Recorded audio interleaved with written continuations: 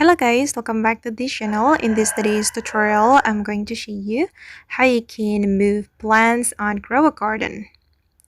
So first of all guys, if you want to move a plant, you need to go to the gear shop and then you're going to buy this item. You're going to buy this trowel. Okay, and after you buy the trowel, you can go to your garden and then you're going to select the plant that you want to move.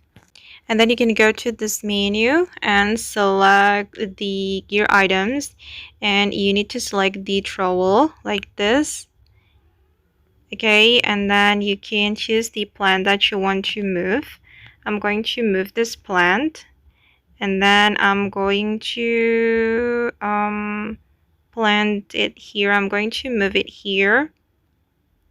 Okay, right here. Oops. And I have successfully moved the green apple to this area. Okay, that's it. Okay guys, and that's all the way to move plant and grow a garden. I hope this video will be useful for you. Thank you so much for watching, and bye.